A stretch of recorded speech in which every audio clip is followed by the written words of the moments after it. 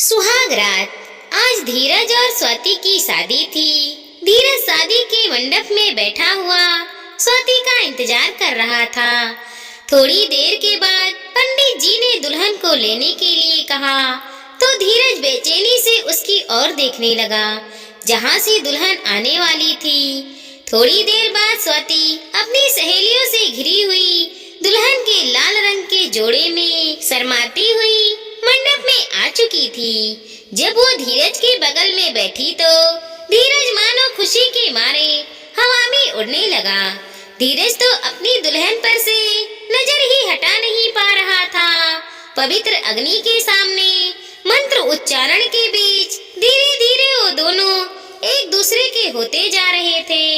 यह जुदाई पर उन दोनों को हमेशा याद रखने वाला था, क्योंकि यह समय उनके जीवन में दोबारा नहीं आने वाला था। इसीलिए वह दोनों ही इस पल को खुशी खुशी जी रहे थे। देखते ही देखते हंसी खुशी शादी संपन्न हो गई और स्वाति विदा होकर अपनी ससुराल पहुंच गई। स्वाति के ससुराल में भरपूर संयुक्त परिवार था। स्वाति की सास शकुंतला देवी जी एक एक सदस्य से बहू का परिचय करवा रही थी और स्वाति झुक झुक कर बड़ों के पैर छू रही थी, जिसके कारण पैर छूते छूते उसकी पीठ अकड़ कर रह गई थी। लेकिन फिर भी थकावट के बीच बच्चों की टोली की चुहिलबाजियों से उसका मन लगा हुआ था और बीच बीच में ननद और भाभियों की हंसी टोली उसके मन को गुदगुदा जाती।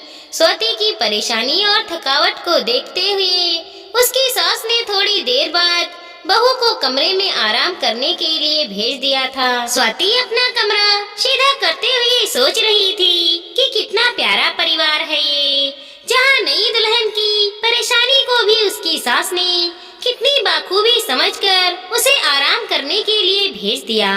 इधर धीरज के मन में पहली रात को लेकर बहुत रोमांस था।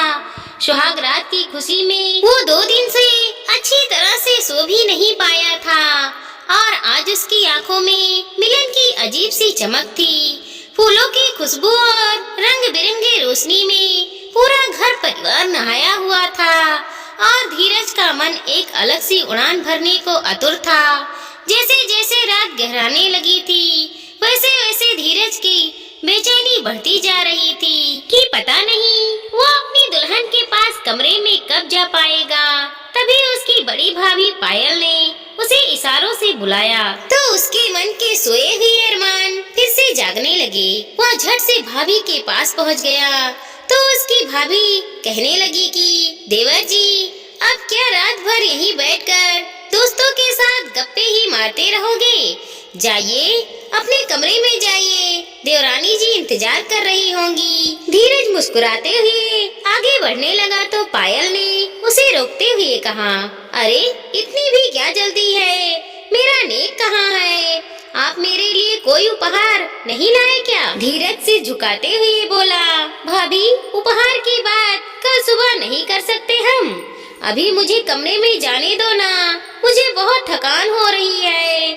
पायल शरारत से बोली, मुझे खुद पता है कि आपको कैसी थकान हो रही है। सीधे सीधे मेरा गिफ्ट निकालकर मेरी हथेली पर रख दीजिए, फिर जाइए आप अपने कमरे में, आपको कौन रोकेगा? धीरज ने मुस्कुराते हुए पूछा, क्या चाहिए आपको? पायल बोली कि गिफ्ट मांगकर थोड़ी ना लूंगी, वो तो दिल से दिया जाता है। धीरज ने मुंह बनाते हुए बोला, और अगर दिल ना करे तो? पायल नकली गुस्से से आंखें बड़ी करती हुई बोली, यह क्या बात हुई भला? ये तो बस बहाने हैं आपके। धीरज ने धीरे से कहा कि अरे भाभी, मैं गिफ्ट लाना भूल गया हूँ, अब क्या करूँ? पायल मुस्कुराते हुए बोली, और जब सब मुझसे पूछेंगी कि तेरे देवर ने क्या शगुन दिया तो मैं सबको क्या जवाब दूंगी? उपहार तो आपको देना ही पड़ेगा। धीरज ने मुस्कुराते हुए कोट की जेब से एक छोटा सा डिब्बा निकालकर भाभी की हथेली पर रख दिया। पायल मुस्कुराते हुए बोली, अच्छा जी, तो आप गिफ्ट लेकर आए थे, फिर इतनी देर से मुझसे मजाक कर रहे थे? धीरज हंसते हुए बोला, अरे मेरी प्यारी सी भाभी, मजाक करना तो मेरा हक बनता है ना। पायल अदा से मुस्कुराते हुए बोली, देख लीजिएगा देवर जी, कहीं ये मजाक आपको ही भारी न पड़ जाए। ऐसा कहकर वो खिलखिलाती हुई वहाँ से चली गई। चद्दर पर फूलों की पंखुड़ियाँ बिखरी हुई थी। धीरज ने दरवाजा बंद किया। वो प्रेम के सागर में गले लगने को मचल उठा। नई दुल्हन के यौवन के सौंदर्य का शराबन करने के लिए वो व्याकुल हो उठा। उसके प्रत्येक अंग प्रेम की अटखोलियां करने को तैयार थे। वो आगे बढ़कर दुल्हन के पास बिस्तर पर बैठा, लेकिन ये क्या, बिस्तर पर बैठते ही चादर के नीचे से कुछ आवाजें आने लगी। उसे अजीब सा अनुभव हुआ। वो झट से उठकर खड़ा हुआ और उसने चादर हटाकर देखा तो पूरे बिस्तर पर पापड़ बिछे हुए थे। यह देखकर धीरज हैरान रह गया और जोर जोर से चिल्लाकर बोला, ये किसकी शरारत है? धीरज का झुलझुलाहट भरा स्वर सुनकर कमरे के बाहर से हंसी ठिठोरी की आवाज आने लगी। धीरज ने नाराज होकर दरवाजा खोला तो घर के बाहर परिवार के बहुत सारे सदस्य खड़े होकर मुंह दबाकर हंस रहे थे। धीरज गुस्से में कुछ कहने को हुआ तो तभी वहाँ से सभी लोग सिर पर पैर रखकर भाग खड़े हुए। धीरज ने मन ही मन में उन शरारत करने वालों को कोसते हुए सारा पापड़ हटाकर बिस्तर की सफाई की और कपाट से एक साफ सुथरी चादर बिछाने के बाद उसने अपनी पत्नी से कहा, आओ बैठो ना, ये मेरे घर वाले भी ना बहुत शरारती हैं। देखा ना तुमने कितनी शरारत करते हैं। उसकी दुल्हन कुछ बोली नहीं, बल्कि उसने चुपचाप सिर हिलाकर सहमति का इशारा किया। अब धीरज के अरमान एक बार फिर से मचलने लगे थे।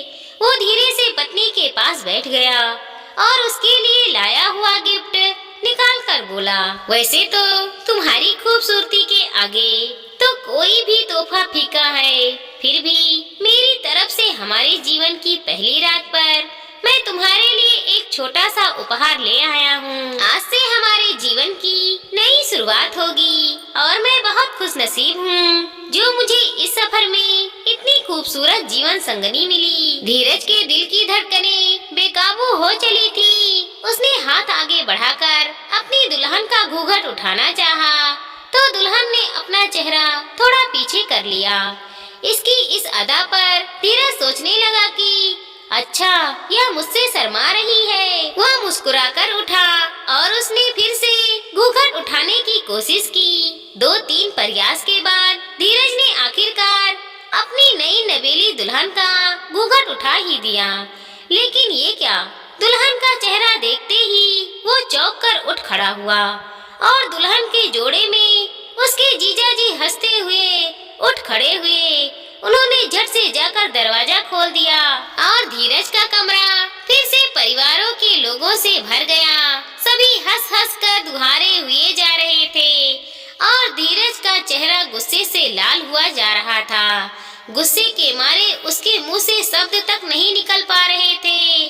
तभी पीछे से धीरज की माँ शकुंतला देवी जी आई और धीरज की छोटी बहन के कान खींचते हुए बोली, बस बहुत हो गई मजाक मस्ती, मेरे धीरज को और परेशान ना करो। वहाँ नई दुल्हन भी थकी हुई होगी, अब इन दोनों को थोड़ा आराम करने दो। शकुंतला देवी जी को देखते ही सभी लोगों का हंसना खिलखिलाना शांत हुआ और धीरज की भाभी कहने लगी, अरे देवर जी, आप नाराज मत होइए, हम अभी आपकी ओरिजिनल दुल्हन लेकर आते हैं। इतना कहकर सब धीरे धीरे एक एक करके कमरे से बाहर चले गए। थोड़ी देर में धीरज की भाभी स्वाति को कमरे में लेकर आ गई। स्वाति दुल्हन के जोड़े में सिमटी हुई थी और उसने लंबा घूंघट लिया हुआ था। धीरज ने भाभी की ओर संदेह भरी नजरों से देखा तो भाभी खिलखिला कर बोली, अरे देवर जी, इस बार हम नकली दुल्हन लेकर नहीं आए हैं, यह देख लीजिए। इतना कहकर उन्होंने स्वाति का घूंघट उठा दिया और स्वाति शर्मा गई। भाभी ने दुल्हन को कमरे में छोड़ा और धीरज को छेड़ते हुए बोली, सुबह जल्दी उठ जाइएगा। फिर अपने आंचल से मुंह दबाकर हंसती हुई बाहर चली गई। धीरज ने उठकर दरवाजा बंद कर लिया। इस मजाक मस्ती के चक्कर में उसका दिमाग बिल्कुल भयतंत्र हुआ था, लेकिन कमरे में स्वाति की उपस्थिति ने जादू सा असर किया। और धीरज फिर से सुहागरात की खुशी को महसूस करने लगा और उसने धीरे से स्वाति का हाथ पकड़कर उसे बिस्तर पर बैठा दिया। उसके बाद दोनों ने एक दूसरे को उपहार दिया, ढेर सारी बातें की और बातों ही बातों में दोनों कब एक दूसरे में खो गए, दोनों को पता ही नहीं चला। धीरज और स्वाति के लिए ये एक यादगार रात बन चुकी थी। दोस्तों, हमारी इस छोटी सी कहानी को लाइक करें, शेयर करें और सब्सक्राइब करें। साथ ही साथ मिलते हैं अगले वीडियो के साथ। तब तक के लिए धन्यवाद दोस्तों।